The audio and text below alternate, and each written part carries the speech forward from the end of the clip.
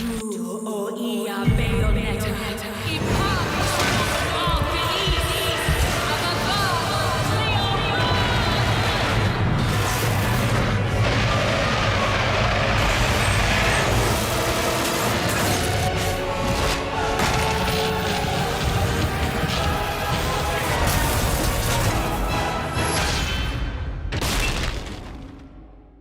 Whew, this is gonna be a big one. Bayonetta 3's release date trailer has confirmed so much of what we've wished for in this game.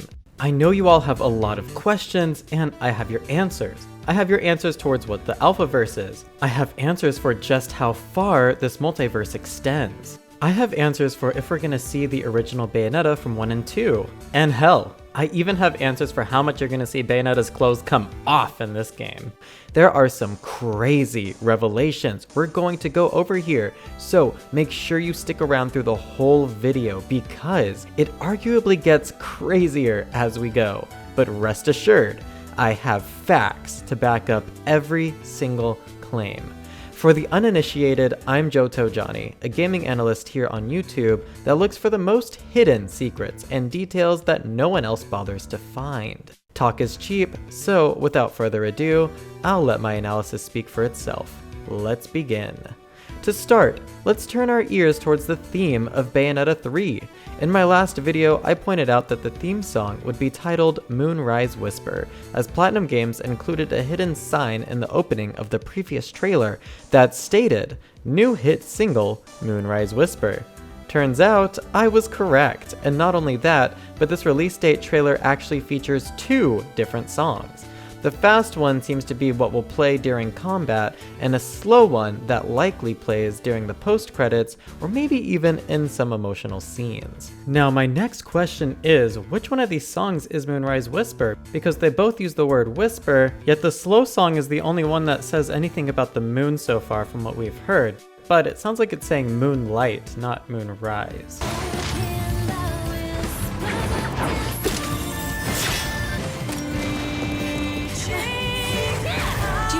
named Viola. She sent me to find you. If I had to guess which one isn't titled Moonrise Whisper, it may be the faster one, because the lyrics, Whisper of Destiny, also sound like the name of a theme song for Bayonetta, if Mysterious Destiny from Bayonetta 1 is anything to go by. Now for the visuals. Obviously, Cereza isn't in Tokyo this time around like in the previous trailer. No, she's in New York, as the Statue of Liberty so clearly depicts. Fun fact, we can see the ship that the fight in subsequent scenes is about to take place on. Enemy designs show an outline where human brains are located. This indicates that some sort of intelligence is tied to them, but the real question is if it's their own, or if it's from a mother source.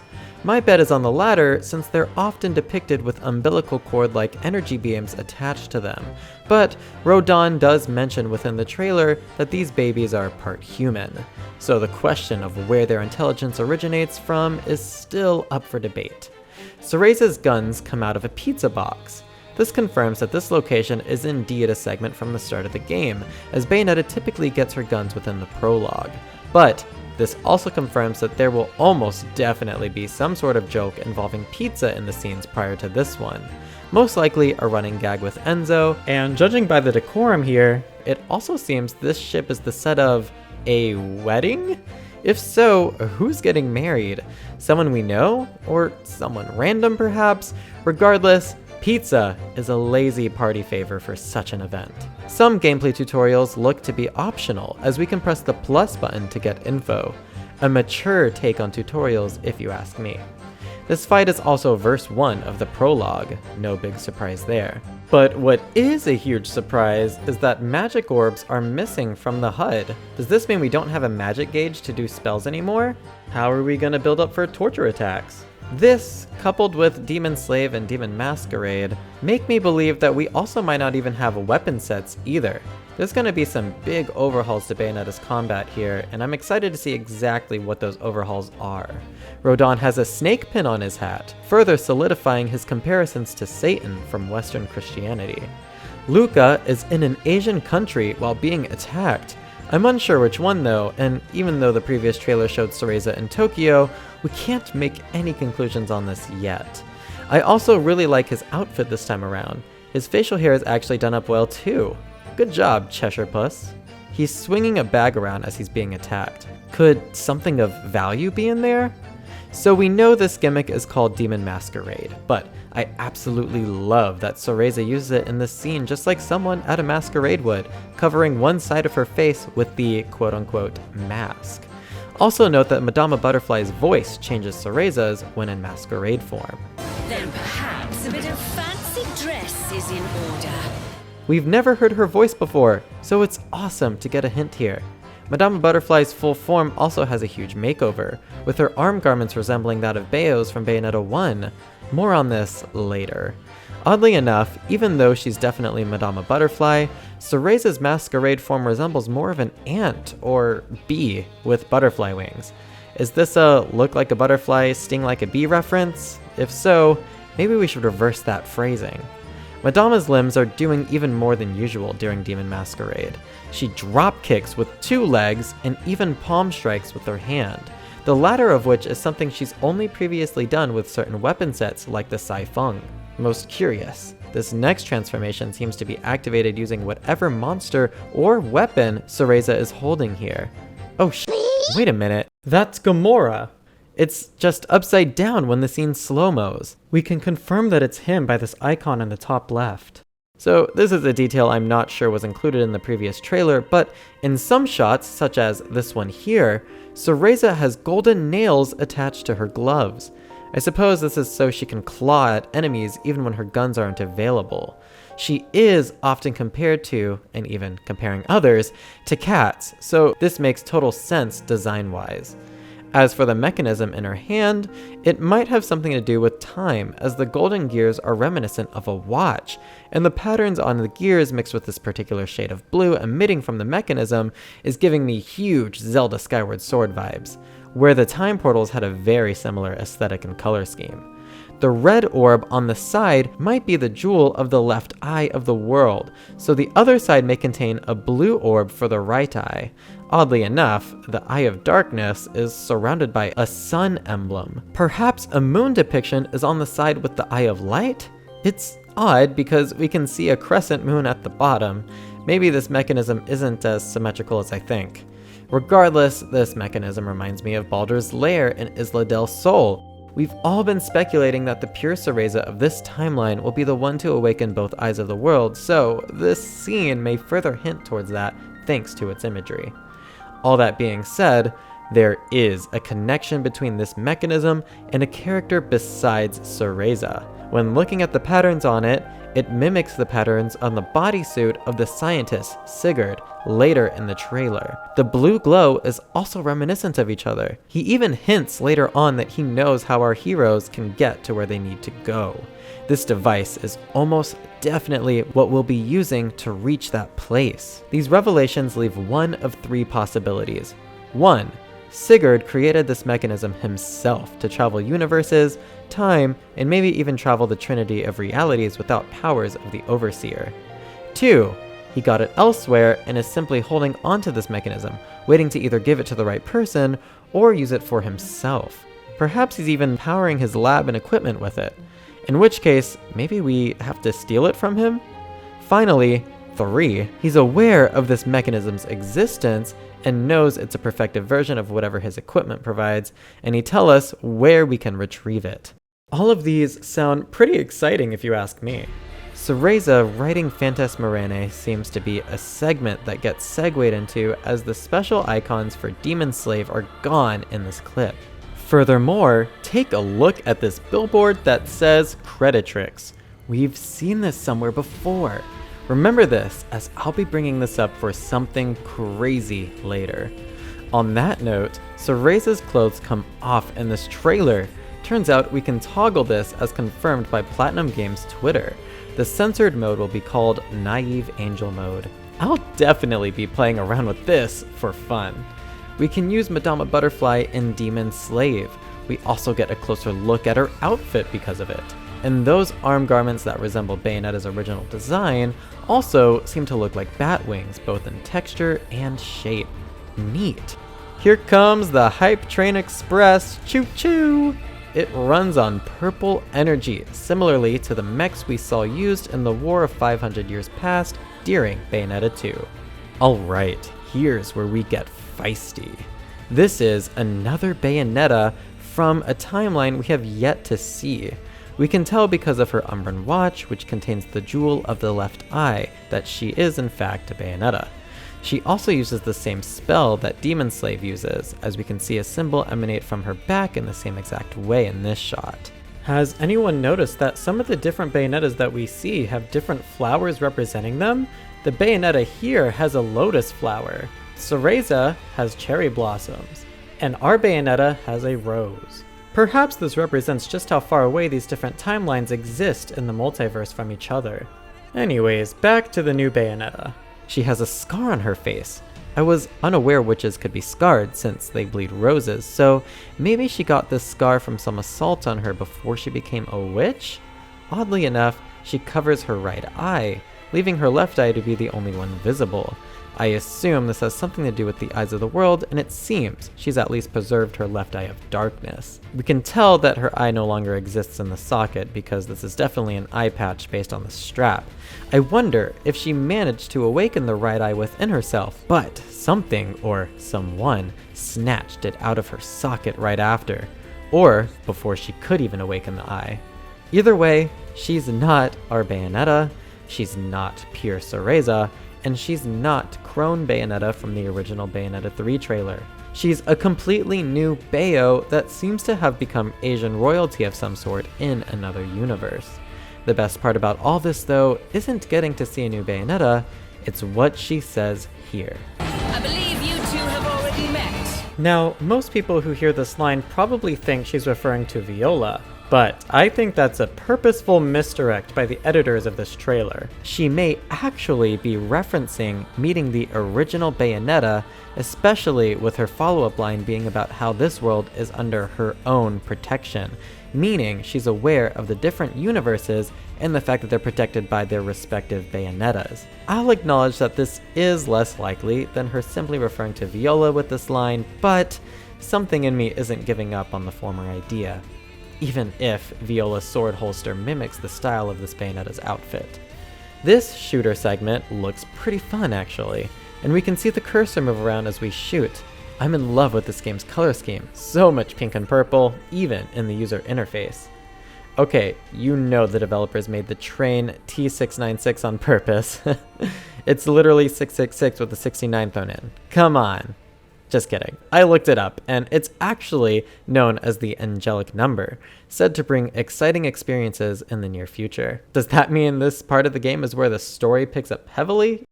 Viola sports a lot of holsters on her pants, so I assume she'll have a wide range of weapons and trickery at her disposal. Before we continue discussing her design though, I'd like to point out that this scene makes it look like the giant homunculi are sucking energy from the earth. Pretty sure that really is what they're doing. Okay, back to Viola's design. Here we go again with the purple and pink aesthetic. I've seen a lot of people bag on Viola's design, but I absolutely adore it. Her use of purple and pink really bring everything together by tying her to Cereza, while the blue lipstick and red choker tie her to Bayonetta from Bayonetta 1 and 2. And her sword holster even ties her to the Bayonetta of Asian royalty, all of which will be a huge plot point for Viola as a character, as I'll explain in a second. But first, this shot shows some tears in the universes in the background. Viola seems to be the messenger from another universe that's warning everyone else that all the universes are at stake, so she must have escaped hers somehow, possibly using her sword to slice through dimensions, as the rips in reality further back look like they were sliced open, rather than simply being portals. Could just be a coincidence though. She seems to use her sword as a conduit for her magic, similarly to how Umbran witches use their hair, as we see her summon a demon with the sword here. What's really impressive though is her summon itself, which is actually a giant version of the Cheshire doll. Who would have thought the doll was actually designed after a real demon? Unless we have that backwards. Regardless, let this be hint number 2 for how Viola is connected to Cereza and Bayonetta. Anyone else notice how cool the inside of Cheshire's mouth is though? The glowing pink and blue is such a cool effect. Beyond that, the moon symbol is woven into his fur, and there's an Asian architecture bell that hosts depictions of the Cheshire doll. Seriously, which one came first, the doll or the demon? Holy cow, look out, Viola can swing with the grappling hook. Normally, I'd be mad about not getting to play as Bayonetta, but I'm a sucker for grappling hooks, so I'm not mad. Curiously, red and green gems expel from Viola as she steps on the ground. I'm not really sure what to compare this to. Perhaps the green has something to do with the realm of chaos. The bioweapons have lots of green, and as I've pointed out in the past, they expel green magatama when damaged. When Cheshire fights, his glowing parts turn red. Interesting. Why is this Jean using a grappling hook to swing places? That's odd to me. Perhaps she's weaker than the original Jean because of how different this timeline's war went? Or maybe that's just a stealthier option. Not sure how it's stealthier than turning into a literal owl, but my final guess is that Jean just likes to do things in style. And yeah, I agree. Grappling hooks are stylish as hell. And speaking of style, her style and outfit are fire once again. I'm a big fan of her designs from Bayonetta 2 and 3. Now, we get a glimpse of the scientist who can help our heroes, and this is where shit is about to get really crazy. Are you ready for this?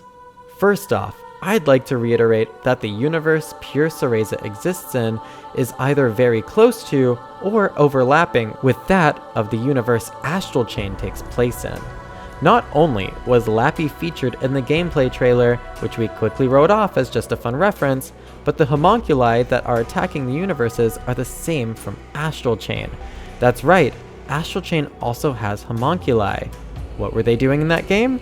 Exactly what they seem to be doing in Bayonetta 3, dragging these universes into a void and wiping them out of existence. They call it the Astral Plane in Astral Chain, but what they call it in Bayonetta 3 is still to be named. Now, earlier in the trailer, Viola mentions they are bioweapons. Who would make bioweapons? A scientist, obviously. Now, Jenna Anderson incubated homunculi in Astral Chain, but I personally don't think she'll be crossing over here. In other words, I think Sigurd may either be the one who incubated the homunculi in Cereza's universe, or he knows who did it. Which is why this next line is so important for so many reasons. Give it a listen. I believe I know why you're here.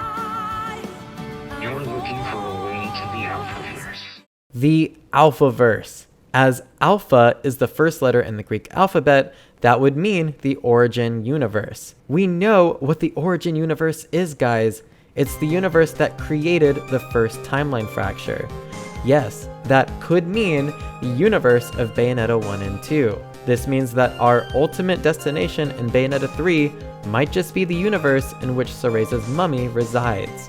What's more is that Bayonetta herself, in creating these timelines by domino effect with the original fracture, may have also given birth to whatever's incubating the homunculi, whether that's Sigurd or something else entirely. Beyond this, take into account the timeline and universe of Astral Chain. Let's assume that Bayonetta actually doesn't exist in that universe, or else this threat would have most likely been dealt with, or at least been held at bay better.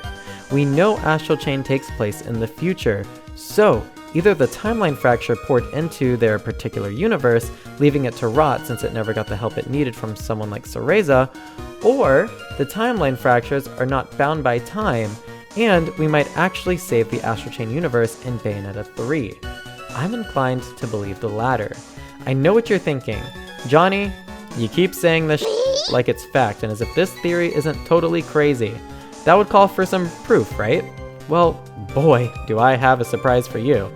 Let's take another look at Asian royalty Bayonetta. Judging by her getup, it's possible that she's not only from another universe, but also from the past. If we glimpse her universe that she claims is under her protection, we don't see any signs of modern civilization. Matter of fact, we see what look to be catapult weaponry. The highest tech we see here are the old-fashioned trains and the Hype Train Express she flies through the sky with. But, just like with the mechs used in the War of 500 Years Past, these seem to simply only work for witches powering them with magic. If we look at that mechanism that I talked about earlier, I mentioned that it looks like it can not only travel the universes, but also time. Now, once again, let's look at how much of the Astral Chain universe we've already seen in Bayonetta 3. First, there was the Lappy costume in Bayonetta 3's second trailer. We all thought this was just a gag at the time, as that trailer was referencing so many of Platinum Games' projects.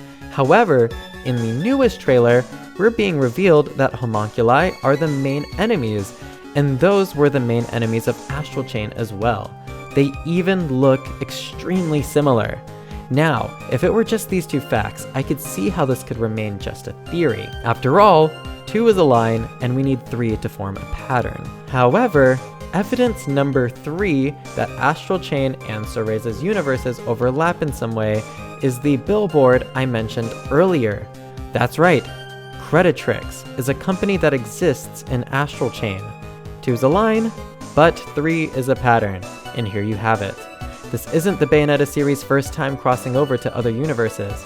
Beyond the many references to Okami, Beautiful Joe, and literally existing in The Wonderful 101, some of Bayonetta's universes overlap more with Devil May Cry, for instance, with Antonio Redgrave being a character in that series, as well as Enzo making an appearance in the Devil May Cry manga.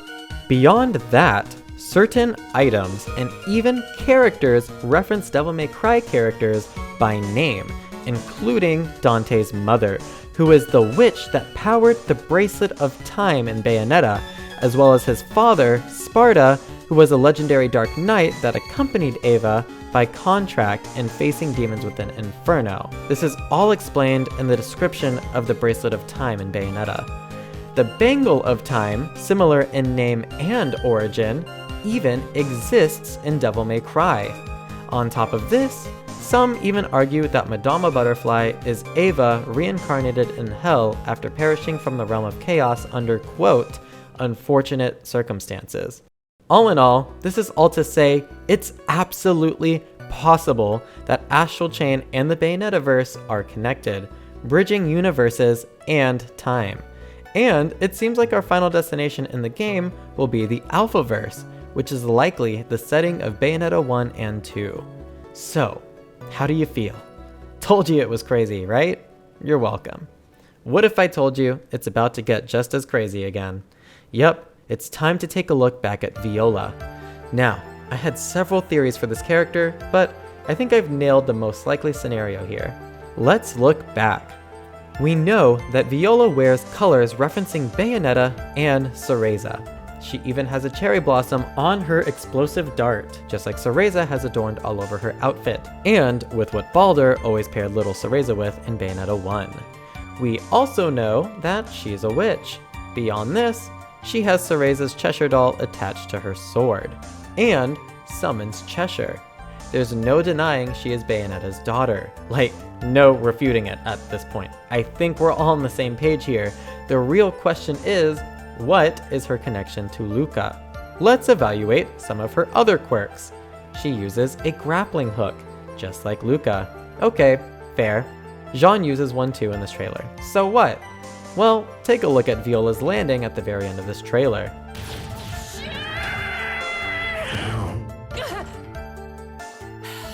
Remind you of anyone?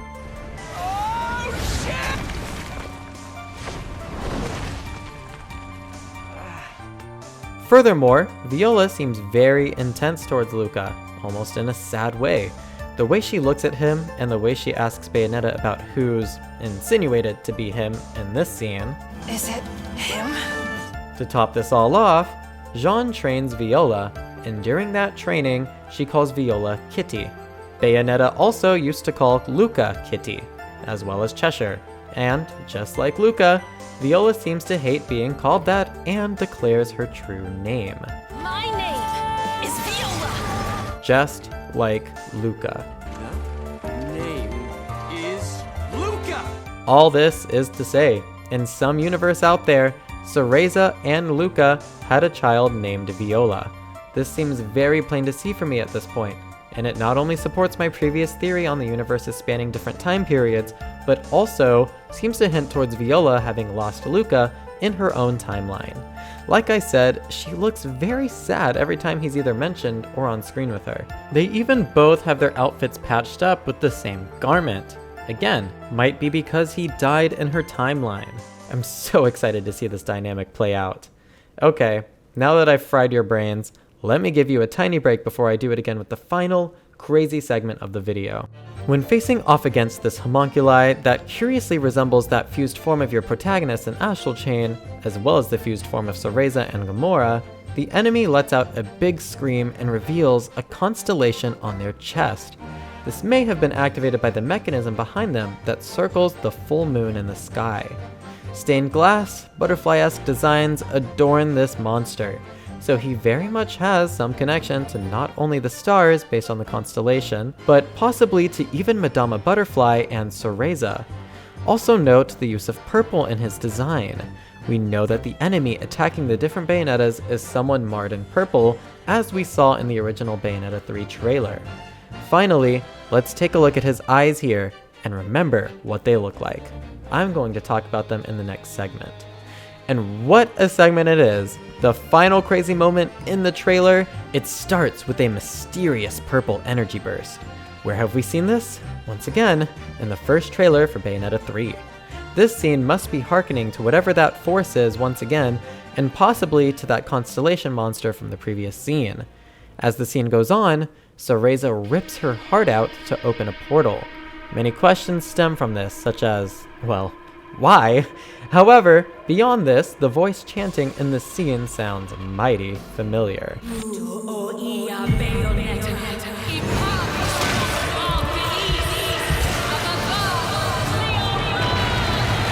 Recognize it yet?